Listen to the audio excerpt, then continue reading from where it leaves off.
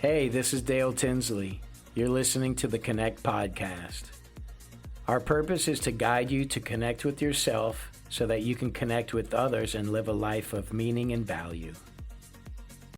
This series is called Connecting with Ourselves. First segment is called Owning Our Reality. So I need you to grab a pen and paper. I'm going to write some things down and get into it. Owning our reality, right? What does that even mean? It's just looking at ourselves in the mirror. I'll give you some examples to get the creative juices flowing for you. I'm happy. I'm a failure. I'm struggling. I'm broke. I'm successful. Everything's great. Everybody's reality is different. Until we own our own reality and have a very honest look at ourselves, where our life is heading, how our mind is, what we see, what we feel, what we think, our perception of our reality. How can we move forward with any kind of change if we don't really own it? So that's what we mean when we say owning our reality. Is ultimately looking at ourselves and being honest with ourselves. Then we can have an honest starting point. Taking an honest inventory, and that can be scary, that can be painful. But I've got good news. It's all fluid. It can all change. It will change if you put the right effort in. If we're honest with ourselves, we can move forward and begin to create some real change. So a deeper inventory, right, of ourselves. A carpenter, for him to go to work, he's got to take an inventory of what he's got and what he's going to do. A football coach has got to take an inventory of his players, his best players, second string, third string, and on, you get the idea. A plant manager that works at a processing plant or a factory, he's got a team of people and they have their roles and each one has to have an inventory, and then they all come together, and that's how that plant operates. But if you don't have inventory, then when something breaks or fails in the context of a plant or a contractor or a carpenter or a dentist or a doctor, if you don't have an inventory of your tools, then you can't be efficient at your job. So let's write some things down. I'm happy. I'm struggling. I'm grateful. I'm confused. I'm lost. Just jot some things down. Take an honest inventory of yourself. This is about you, right? Because what we're trying to do is we're trying to connect with ourselves. That's ultimately the goal. If we can't connect with ourselves, how can we connect with anyone else? So in this first segment, owning our reality, that's where we're going to dig in, and we're going to ultimately write down all of these things that will stimulate us to look at ourselves. You know, there's balance with that, and when I tell you that it's tough, it is tough. The internal work is the toughest work that's out there, in my opinion. You can get a trainer, you can go to the gym, he can be in your face, you can lift, and you can get stronger, and you can transform your body on the outside. You can get cosmetic surgery, and you can transform your body on the outside. The inside, other people can transform us on the inside too. When they cut us with their words, their actions, their cruelty, that transforms us on the inside, right? But the internal work, the healing, the evolving, the self-growth, that's tough work. And anybody who's done it will tell you that. They'll also tell you that as you go through it and as you gain understanding and perspective and build your inventory and build your tools that you need to be successful for the internal work, it gets easier As you organize your mind, it gets easier. As you organize your emotions and understand that reacting from emotion will lead you to failure. Reacting on pure emotion all the time will lead you to failure. I know that's tough to stomach for a lot of y'all, but that's the reality and that's the truth, because the majority of that comes from ego. When instead of thinking and taking in and processing, digesting what's being said or what's being done to you or done around you, you simply react on an emotion. Well, they made me mad, so I did this. Okay, there's truth to that. But when you dig deeper, you'll see that it's a lot more going on than just you're angry and that's going to justify your reaction. There's a lot of people sitting in the penitentiary because of that, because they were under the influence of something pushed them over the edge, they reacted the way they did. And some things you can't take back, and that's unfortunate.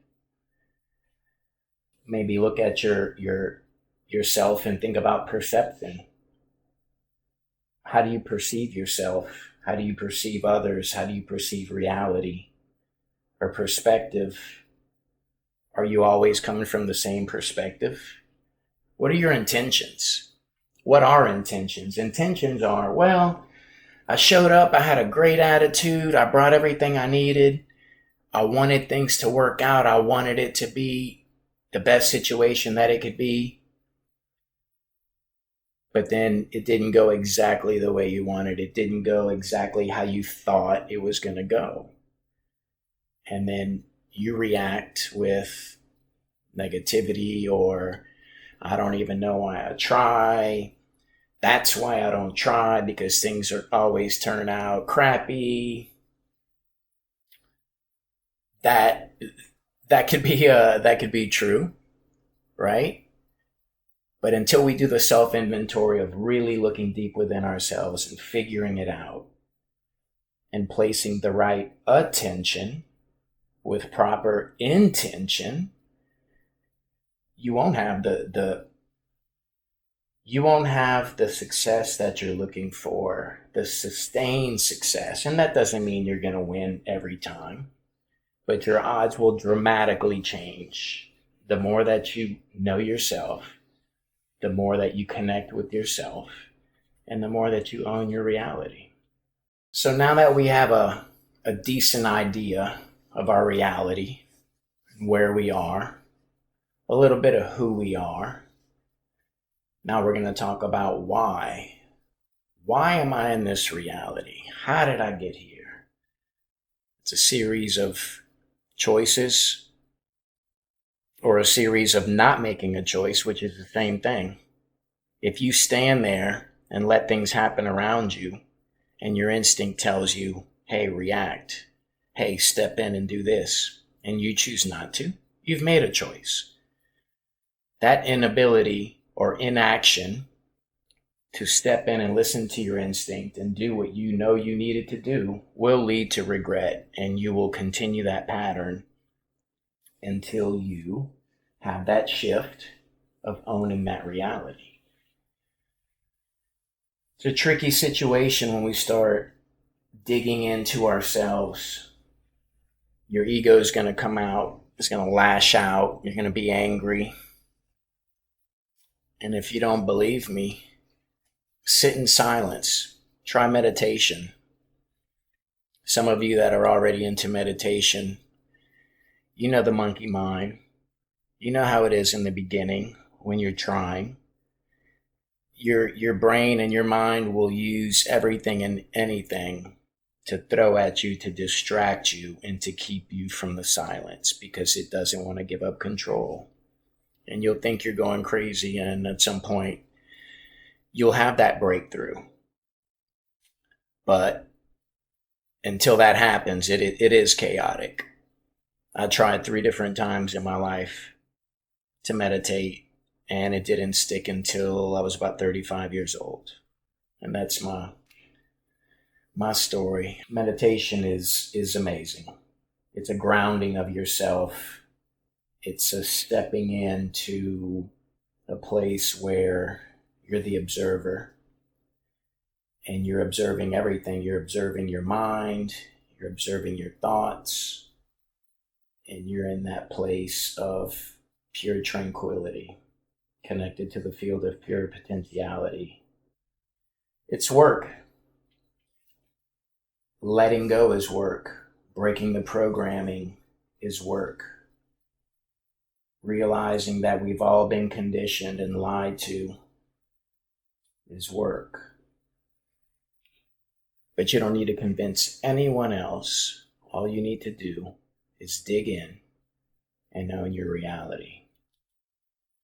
And realize that anything is possible. Look around you.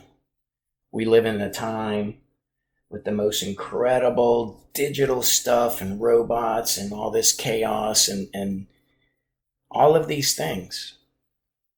But truly ask yourself and be honest and own your reality.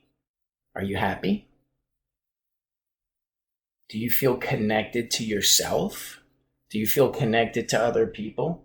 If we don't feel connected to ourselves and truly connected to our own reality, we're just floating through life, going through the motions of life. And I've been there. It was years back before I started doing the internal work. But I was totally consumed by ego. Didn't even know that I was simply a product of reaction of everything that I saw around me. Blaming others for my actions, looking for excuses. It was never my fault, because that's what the ego does. The ego blinds us from the truth, our own truth. The truth that when you look in your mirror and you're looking deep within yourself and deep into your eyes, that's the truth that you know. You could lie to everybody else, but you can't lie to yourself. Stepping in to the ownership of our lives is the most empowering thing, one of the most empowering things you'll ever feel. And it's addictive. And wanting to explore yourself and find your truth and get to who am I? Why am I? Is incredible. It's enlightening, it's powerful, it's empowering. Truly amazing stuff. It's the subject that I'm most passionate about, is self-empowerment, self-growth. So once you understand that and you start to dig into it, you realize you can truly become anything you want to be. I hope you've enjoyed this. We're going to leave this segment here for right now. I'll probably do a part 2. I wanted to put these things on your mind, in your heart, and have you understand that everything is fluid. Everything changes, everything grows. But owning your reality, you become the captain, you become the director, you become the storyteller. Instead of reacting, you start to anticipate and create and guide and grab the bull by the horns. Thanks for joining us at the Connection Studio. You can support us by sharing with others and posting to social media. Keep doing the internal work, as it will truly make all the difference. God bless.